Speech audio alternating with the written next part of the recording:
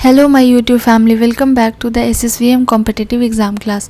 तो आज की वीडियो में हम लोग जनवरी 2024 के जो टॉप 150 करेंट अफेयर्स हैं उसका डिटेल पढ़ेंगे। इस वीडियो में आपको 20 करेंट अफेयर्स का डिटेल दिया हुआ है। नेक्स्ट वीडियो में आपको और सारे क्वेश्चन का डिटेल दिया जाएगा।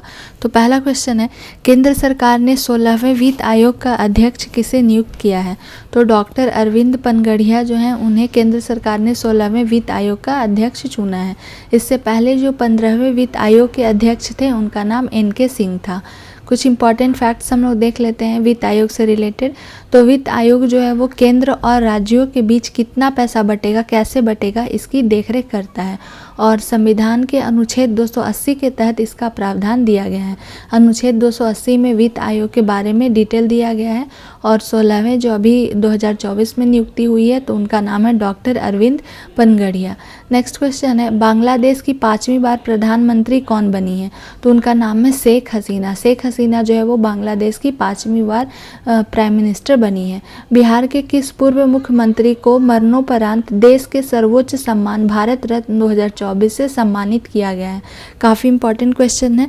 भारत रत्न का इस चैनल पर एक सेपरेट वीडियो आपको अपलोड कर दिया गया है। अगर आप मेरे चैनल पर नए हैं तो आप भारत रत्न से रिलेटेड उस वीडियो को देख सकते हैं। तो बिहार के जो पूर्व मुख्यमंत्री जिनका नाम कर्पूरी ठाकुर है उन्हें देश के सर्वोच्च सम्मान भारत रत्न 2024 से सम्मानित किया गया है। ये भारत रत्न प्राप्त करने वाले 49वें व्यक्ति बन गए हैं। इसके बाद मोरारजी देसाई जो हैं उनको भारत रत्न की घोषणा की गई है। तो प्राप्तकर्ताओं को राष्ट्रपति द्वारा हस्ताक्षरित एक प्रमाण पत्र और एक पीपल के पत्ते के आकार का पदक मिलता है। भारत रत्न की स्थापना 1954 ईस्वी में की गई थी और अभी 2024 में जो है वो बिहार के जो पूर्व CM मरणोपरांत इन्हें भारत रत्न की उपाधि से सम्मानित किया गया है। सामाजिक कार्य में इनका काफ़ी ही ज़्यादा योगदान था, इसलिए इन्हें 2024 में भारत रत्न मिला है। नेक्स्ट क्वेश्चन है, सशस्त्र सीमा बल जिसे हम लोग SSB के नाम से भी जानते हैं, सशस्त्र सीमा बल के महानिदेशक कौन बने हैं? तो उनका नाम है दलजीत सिंह चौधरी।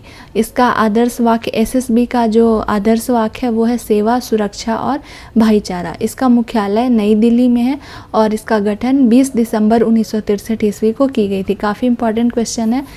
SSB यानी कि सशस्त्र सीमा बल का गठन कब किया गया था? तो 20 दिसंबर 1963 ईस्वी को किया गया था।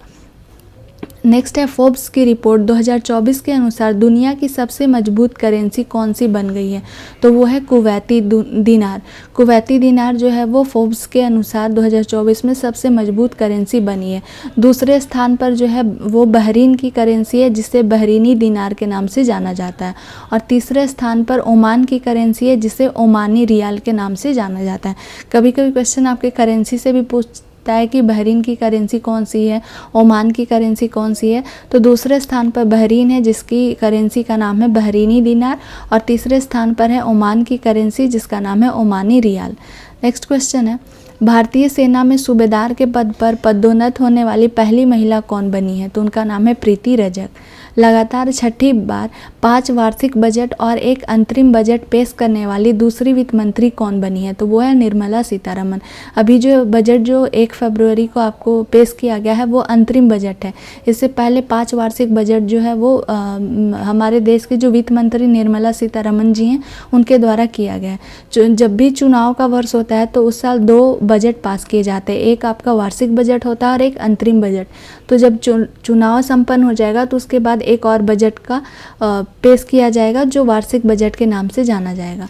तो निर्मला सीतारमण जो है वो दूसरी वित्त मंत्री बन गई हैं सबसे 6ठी बार जो है वार्षिक बजट और एक अंतरिम बजट पेश करने वाली। इससे पहले जो हमारे देश के प्रधानमंत्री हैं जिनका नाम मोरारजी देसाई है ने 10 बजट पेश किए थे जो किसी भी वित्त मंत्री के द्वारा सबसे अधिक है। सबसे ज़्यादा बार जो है वो 10 बार बजट पेश किया गया है और वो हमारे देश के पूर्व प्रधानमंत्री मोरारजी देसाई के द्वारा पेश किया गया था।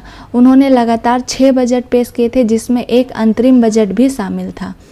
नेक्स्ट क्वेश्चन है, भारतीय ओलंपिक संघ, जिसे हम लोग IOC के नाम से जानते हैं, कि CEO कौन बने हैं, तो वो रघुराम अय्यर बने हैं भारतीय ओलंपिक संघ IOC के CEO।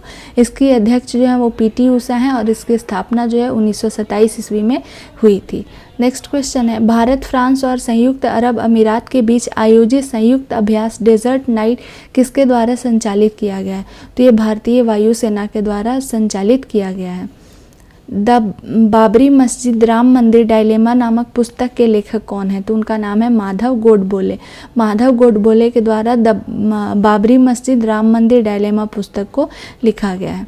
अयोध्या राम मंदिर में 51 इंच रामलला की मूर्ति का प्राण प्रतिष्ठा किस तिथि को की गई है, तो ये 22 जनवरी 2024 को की गई थी। काफ़ी इम्पॉर्टेंट और ट्रेंडिंग टॉपिक है ये। तो इसकी जो स्थापना है वो प्राण प्रतिष्ठा वो 22 जनवरी 2024 को की गई थी। इसके बारे में थोड़ा हम लोग डिटेल जान लेते हैं। इसका शिलान्यास जो है वो 5 अगस्त 2020 को किया गया था। मंदिर की शैली नागर शैली है। उद्घाटन प्रधानमंत्री नरेंद्र मोदी जी के द्वारा किया गया। मंदिर का डिज़ाइन जो है वो चंद्रकांत सोमपुरा के द्वारा किया गया है और रामलला की मूर्ति को अरुण योगीराज, जो कर्नाटक के रहने वाले हैं, के द्वारा बनाया गया है। नेक्स्ट क्वेश्चन है, कौन सा देश डिजिटल शेंगेन वीज़ा जारी करने वाला पहला यूरोपीय संघ देश बन गया है, तो वो है फ्रांस। फ्रांस जो है वो डिजिटल शेंगेन वीज़ा जारी करने वाला पहला यूरोपीय संघ बन गया। अब ये शेंगेन वीज़ा क्या है, इसके बारे में थोड़ा डिटेल पढ़ लेते हैं।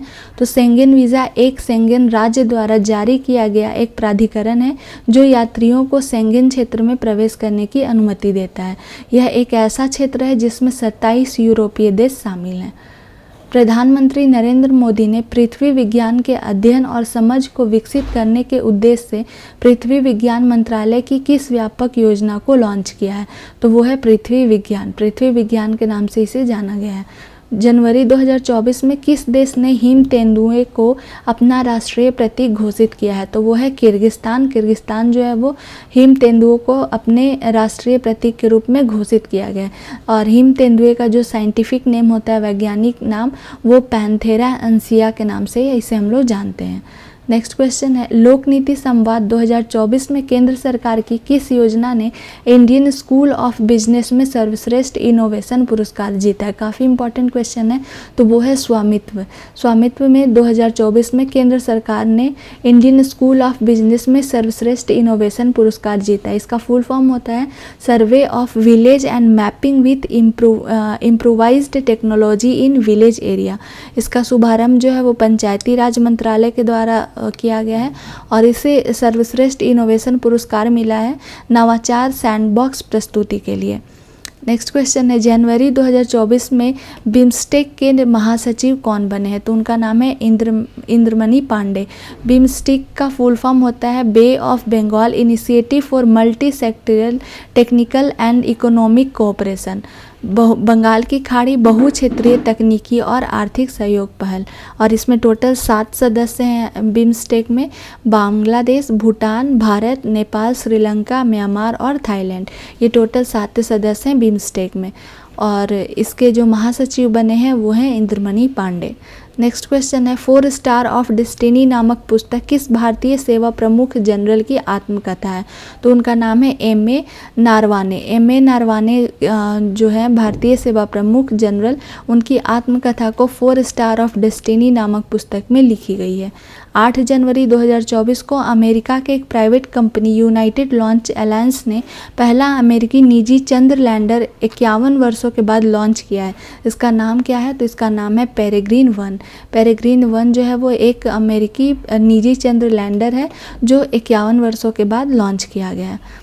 नेक्स्ट क्वेश्चन है, किस राज्य के हस्त निर्मित कालीन, अदरक, आदि केकिर और वाचो लकड़ी के शिल्प को GI टैग प्राप्त हुआ है, तो वो है अरुणाचल प्रदेश।